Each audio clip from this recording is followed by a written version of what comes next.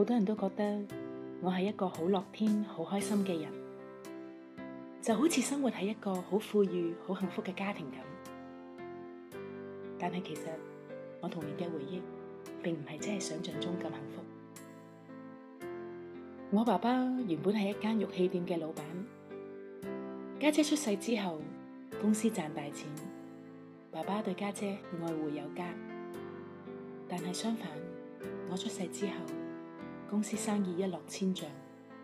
爸爸對我越嚟越厭惡。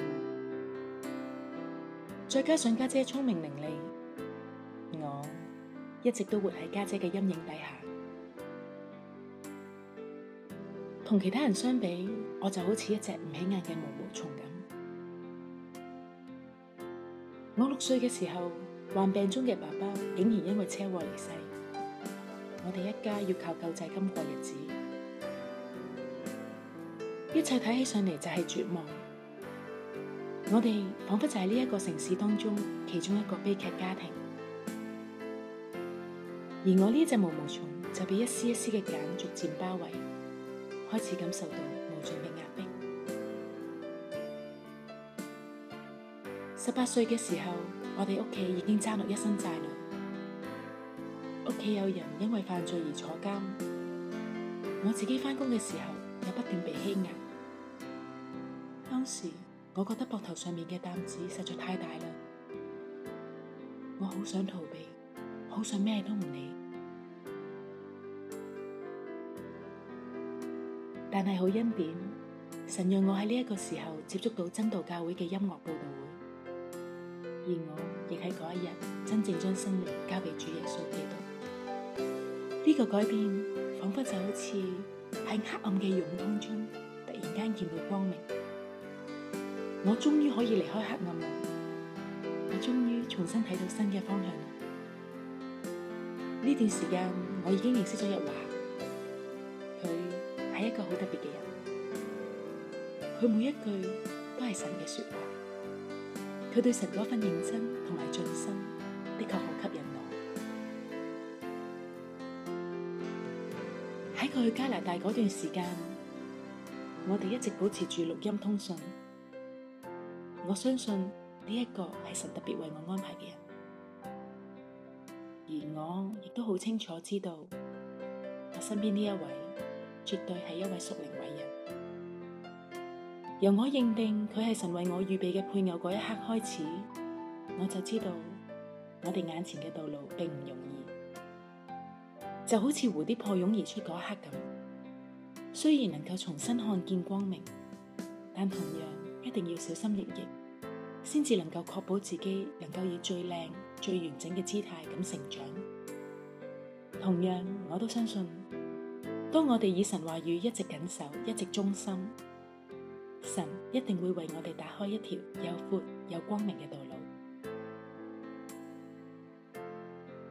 1985年，神呼召日華建立石安教會，當時我哋只係得幾位會友，我哋試過喺一間好細嘅屋裏面聚會，大家只能坐喺床邊，坐喺梳化嗰度敬拜讚美同埋聽講道。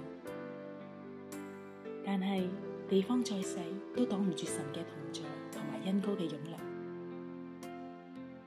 經歷過唔同嘅波折，但係因為我哋有神話語作為根基，石安教會逐漸成長，甚至有先知為我哋進行按手禮，成為我哋信仰嘅一個里程碑。但係之後我哋又遇到新嘅衝擊，就係1996年嘅水水事件。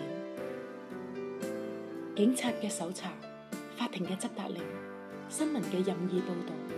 都大大衝擊住呢一間屬神嘅教會，亦都讓日華同埋我感到疲憊。但係因為日華好清楚知道呢一篇信息係嚟自神嘅，所以我哋從來都冇諗過退縮。神話我哋離開咗一班唔願意為信仰付代價嘅人，但係卻讓石安教會成為咗一支更精銳嘅部隊。期間我嘅身體經歷咗嚴重嘅攻擊，但係我知道我一定要企喺日華嘅身邊，同佢打呢一場仗。我絕對唔容讓自己成為佢嘅負累，所以我同神禱告，我願意努力付上代價，我願意努力咁樣去兌現我同神之間嘅一個承諾。神的確係一位聽禱告嘅神，當我願意付上自己信心嘅部分嘅時候，神的確讓我嘅健康得到極大嘅改善。而家嘅我比起10年前嘅我，一定係更加健康，更加得力。而我亦真正由原先一條毛毛蟲，成長到變成而家一隻美麗嘅蝴蝶。神呼召嘅係一批約珥嘅軍隊，一班屬神嘅子民，一班願意成長、願意被神改變嘅基督徒。今日我哋能夠與神喺呢一個時代同工，確實係我哋好大嘅榮幸。我願意繼續與我丈夫日華同心，與神同工，效法我丈夫盡力盡心咁去奔跑呢一條天路。是你為我已記取，感激你在某日裏踏進這一生裏，用愛塑造我，洗滌心空虛，沒法解釋的聲音湧進我的心裏，是你厚愛最讓我心醉。一天一天光陰逐漸流逝去，人事已變幻，世事轉瞬已告吹，但你的恩典一點一點藏在我心裏，春雨冬雪裏有你晝夜永伴隨。情奉上所有的氣息，完全歸於主你，確認我被造是為你，為要討你心歡喜。你信實語句永是我愛的依據，藉我這一生仰望你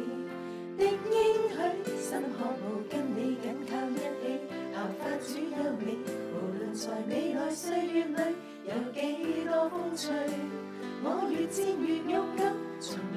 會畏懼，持續去在你同在愛中奔跑天國裏，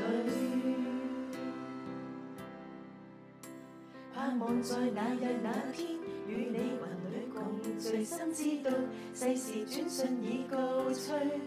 讀你的應許一字一句永不會廢去，春雨冬雪裏有你晝夜永伴隨。情奉上所有的氣息，完全歸於主你，確認我被造是為你，為要討你心歡喜。你信實語句